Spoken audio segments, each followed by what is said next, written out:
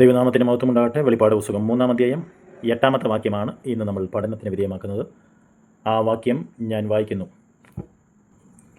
ഞാൻ നിൻ്റെ പ്രവൃത്തി അറിയുന്നു. ഇതാ, ഞാൻ നിൻ്റെ മുമ്പിൽ ഒരു വാതിൽ തുറന്നു വെച്ചിരിക്കുന്നു, അതാർക്കും അടച്ചുകൂടാ. നിനക്ക് അല്പമേ ശക്തിയുള്ളൂ, എങ്കിലും നീ എൻ്റെ വചനം കാത്തു എൻ്റെ നാമം നിഷേധിച്ചിട്ടില്ല. ഈ വാക്യത്തിൽ പ്രധാനമായും 6 കാര്യങ്ങളാണ് നമുക്ക് കാണുവാനായിട്ട് സാധിക്കുന്നത്. 1, ഞാൻ നിൻ്റെ പ്രവൃത്തി അറിയുന്നു.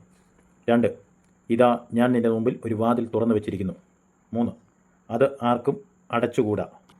4, നിനക്ക് അല്പമേ ശക്തിയുള്ളൂ. 5, നീ എൻ്റെ വചനം കാത്തു. 6, എൻ്റെ നാമം നിഷേധിച്ചില്ല. ഈ 6 കൂട്ടം കാര്യങ്ങൾ നമുക്ക് അല്പമായി പഠനത്തിന് വിധേയമാക്കാം. അതിലൊന്ന്, ഞാൻ നിൻ്റെ പ്രവൃത്തി അറിയുന്നു. വെളിപ്പാട് പുസ്തകം 2-ാം അധ്യായം നമ്മൾ പഠിച്ചു തുടങ്ങിയപ്പോൾ ഈ വാക്കുകൾ, അതായത് ഞാൻ നിൻ്റെ പ്രവൃത്തി അറിയുന്നു എന്ന് ആവർത്തിച്ച് പറയുന്ന ഒരു വാചകമായിട്ട് നമ്മൾ കണ്ടു. വെളിപ്പാട് പുസ്തകം 2-ാം അധ്യായം 2-3 വാക്യങ്ങൾ, വെളിപ്പാട് 2-9, വെളിപ്പാട് 2-13, വെളിപ്പാട് 2-19. അവിടെ ഈ വാചകങ്ങൾ ആവർത്തിച്ച് പറഞ്ഞതും ഈ വിഷയത്തെ സംബന്ധിച്ച് നമ്മൾ മുമ്പ് ചിന്തിച്ചതുമായതുകൊണ്ട് ഞാൻ 1-ാമത്തെ പോയിന്റിനോട് വിട പറയുന്നു. 2-ാമതായി ഈ വാക്യത്തിൽ നമ്മൾ കാണുന്നത്, ഇതാ, ഞാൻ നിൻ്റെ മുമ്പിൽ ഒരു വാതിൽ തുറന്നു വെച്ചിരിക്കുന്നു. ഭൂമിശാസ്ത്രപരമായി ഈ വാചകത്തിന് വളരെ അർത്ഥമുണ്ട്. പ്രിഗിയ, ലുദിയ, മൂസിയ എന്നീ സ്ഥലങ്ങളിലേക്ക് പോകുന്ന ഒരു രാജപാത ഫിലദൽഫിയയിലൂടെയാണ് കടന്നു പോകുന്നത്. ഈ പാതയെ കൈസരുടെ പട്ടാളവും കച്ചവടക്കാരും ഉപയോഗിച്ചിരുന്നു. ലോകജനവും ഈ പാതയെ ലോകത്തിൻ്റെ ആവശ്യത്തിനായി ഉപയോഗിച്ചിരുന്നത് പോലെ ദൈവജനം ഈ പാതയെ, അഥവാ ദൈവം തുറന്ന വാതിലിനെ ദൈവിക ആവശ്യത്തിനായിട്ട് ഉപയോഗിക്കണം. പൗലോസിന് മുമ്പിൽ സുവിശേഷ വേലയ്ക്കുള്ള അവസരങ്ങളും സാധ്യതകളും കണ്ട് താനത് പ്രയോജനപ്പെടുത്തുന്ന ഒരു വ്യക്തിയായിരുന്നു. 1 കൊരിന്ത്യർ 16:9. എനിക്ക് വലുതും സഫലതുമായ ഒരു വാതിൽ തുറന്നു തന്നിരിക്കുന്നു. എതിരാളികൾ പലതുണ്ട്. ദൈവം തുറന്ന വാതിൽ വലുതാണ്, അത് സഫലമാണ്. പക്ഷേ എതിരാളികളുണ്ട് എന്ന് മനസ്സിലാക്കണം. അദ്ദേഹം ത്രോവാസിലെത്തിയപ്പോൾ 2 കൊരിന്ത്യർ ലേഖനം 2:12 കർത്താവ് ഒരു വാതിൽ തുറന്ന് തന്നതായിട്ട് നമ്മൾ വായിക്കുന്നു. കൊലോസിയ ക്രിസ്ത്യാനികളോട് അദ്ദേഹം പറയുന്നു, പ്രസംഗിപ്പാനുള്ള വാതിലുകൾ തുറന്നു കിട്ടുവാൻ വേണ്ടി പ്രാർത്ഥിക്കണമെന്ന്. കൊലോസിയർ 4:3. അപ്പോസ്തല പ്രവൃത്തി 14:27.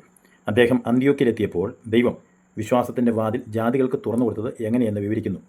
നാം പാർക്കുന്ന ദേശത്ത് സുവിശേഷ വേലയ്ക്കായി തുറക്കപ്പെട്ട വാതിലുകൾ കണ്ടുപിടിച്ച് അവ ഉപയോഗിക്കുക എന്നതാണ് ഒരു സഭയുടെ ഉത്തരവാദിത്തം അല്ലെങ്കിൽ കർത്തവ്യം. ക്രിസ്തുവാകുന്ന വാതിൽ, യോഹന്നാൻ 10:7-9 വാക്യങ്ങൾ. ക്രിസ്തുവാകുന്ന വാതിലൂടെ ദൈവസന്നിധിയിലേക്ക് പ്രവേശിപ്പാൻ ഫിലദൽഫിയയിലെ നിവാസികൾക്ക് ദൈവം ഇതാ ഒരു അവസരം ഒരുക്കിയിരിക്കുന്നു. 3-ാമതായി ഈ വാക്യത്തിൽ നമ്മൾ കാണുന്നത്, അത് ആർക്കും അടച്ചുകൂടാ. വാതിലുകൾ ദൈവം അടച്ചാൽ ആർക്കും തുറക്കുവാൻ കഴിയുകയില്ല. തെളിവ്, ഉൽപ്പത്തി പുസ്തകം 7:16. നീതിമാൻ്റെ വംശത്തെയും ദുഷ്ടലോകത്തെയും തമ്മിൽ വേർതിരിക്കുന്ന വാതിലായിരുന്നു അത് അടച്ചത് യഹോവയാണ്. പെട്ടകം പണിതതും വാതിൽ പിടിപ്പിച്ചതും നോഹയായിരുന്നു, എങ്കിൽ വാതിലടച്ചത് ദൈവമാണ്. കാരണം നോഹയുടെ ബന്ധുക്കൾ ഷേം, ഹാം, യാഫേത്ത് തുടങ്ങിയവരുടെ ബന്ധുക്കൾ വന്ന് മുട്ടിയാൽ തുറക്കുവാൻ സാധ്യതയുണ്ട്. അതുകൊണ്ടായിരിക്കാം ദൈവം ആ വാതിൽ അടച്ചത്. വെളിപ്പാട് പുസ്തകം 3:7, ലൂക്കോസ് 13:25. ദൈവമാണ് വാതിൽ തുറക്കുന്നതും അടയ്ക്കുന്നതും. ആദാമിനെയും ഹവ്വയെയും ഏദനിലാക്കി വാതിലടച്ചില്ല. നോഹയെയും കുടുംബത്തെയും പെട്ടകത്തിലാക്കി വാതിലടച്ചു. മുട്ടുവിൻ തുറക്കപ്പെടും എന്നതാണ് സാർവത്രികമായ പ്രമാണമെങ്കിലും യഹോവ വാതിലടച്ചാൽ ആരും തുറക്കുകയില്ല. മത്തായി സുവിശേഷം 25-ാം അധ്യായം 10-12 വരെയുള്ള വാക്യങ്ങളിൽ കർത്താവ് വാതിലടച്ചു, പിന്നീട് വന്ന് ഞങ്ങൾക്ക് വേണ്ടി തുറക്കണമേ എന്ന് പറഞ്ഞപ്പോൾ അവിടെ വാതിൽ തുറന്നതായി നമുക്ക് കാണുവാനായിട്ട് സാധിക്കുന്നില്ല. സംഹാരകൻ നിനക്കെതിരെ കടന്നു വരാതെ, പ്രകൃതിക്ഷോഭങ്ങൾ ഭവനത്തെ തകർത്ത് കളയാതെ ഇരിക്കുവാൻ ദൈവം വാതിലടച്ച് നമ്മെ പരിപാലിക്കും. കൃപയുടെ വാതിൽ അടയ്ക്കുവാൻ സമയം ആസന്നമായി.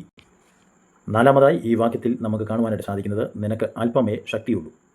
സംഖ്യയിൽ കുറവുള്ള ചെറിയ സഭയായിരുന്നു എങ്കിലും അവർക്ക് ലഭിച്ച ശക്തിയോടെ അവർ സാക്ഷ്യം നിലനിർത്തി.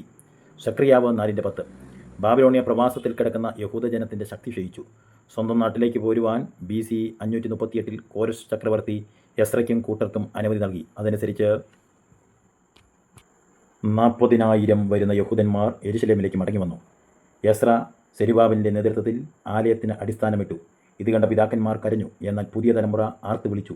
പിതാക്കന്മാർ ഇത് കണ്ട് കരയുവാനുള്ള കാരണം പഴയ ആലയത്തിൻ്റെ മഹത്വം പുതിയ ആലയത്തിന് ഇല്ല എന്ന് കണ്ടപ്പോൾ. ഇത് ജീവിതത്തിൽ ആദ്യമായി കാണുന്ന യൗവനക്കാർ ആ ആലയ നിമിത്തം ആഹ്ലാദിച്ചതായി നമ്മൾ കാണുന്നു. എന്നതുപോലെ ഫിലദൽഫിയ സഭയ്ക്ക് അല്പമേ ശക്തിയുള്ളൂ എങ്കിലും 2 കാര്യങ്ങൾ അവർ ചെയ്യുവാൻ പ്രത്യേകം ശ്രദ്ധിക്കുന്നു. എന്ന് വെച്ചാൽ വചനം കാത്തു, ദൈവത്തിൻ്റെ നാമം നിഷേധിച്ചില്ല. നമ്മൾ അടുത്തത് 5-ാമതായി ചിന്തിക്കാനായിട്ട് പോകുന്നത്, നീ എൻ്റെ വചനം കാത്തു എന്നുള്ളതാണ്. സദൃശവാക്യങ്ങളിൽ 4-ാം അധ്യായം 8-9 വാക്യങ്ങൾ. നാം ദൈവവചനത്തെ ഉയർത്തിയാൽ അത് നമ്മെ ഉയർത്തും. അതിനെ ആലിംഗനം ചെയ്താൽ അത് നമ്മെ മൗത്ത കിരീടം ചൂടിക്കും. അപ്പോസ്തല പ്രവർത്തികൾ 5:41. തിരുനാമത്തിന് വേണ്ടി അപമാനം സഹിപ്പാൻ യോഗ്യരായി എണ്ണപ്പെടുകയാൽ അവർ സന്തോഷിച്ചു. ഈ വാക്യങ്ങളോടുകൂടെ റോമാലേഖനം 8:38, 2 തിമോത്തിയോസ് 1:8, 2:3, എബ്രായർ 10:34 തുടങ്ങിയ വാക്യങ്ങൾ ചേർത്ത് പഠനത്തിന് വിധേയം ആക്കേണ്ടതാണ്. അടുത്തത് നമ്മൾ അഞ്ചാമതായിട്ട് കാണുന്നത് എൻ്റെ നാമം നിഷേധിച്ചില്ല എന്നുള്ളതാണ്. വെളിപ്പാട് പുസ്തകം 3:8 നമ്മൾ ആറാമതായി കാണുന്നത് എൻ്റെ നാമം നിഷേധിച്ചില്ല എന്നുള്ളതാണ്. വെളിപ്പാട് പുസ്തകം 2:13 പെർഗമോ സഭ കർത്താവിൻ്റെ നാമം മുറുകെ പിടിച്ചിരിക്കുമ്പോൾ ഫിലദൽഫിയ സഭ കർത്താവിൻ്റെ നാമം നിഷേധിച്ചില്ല.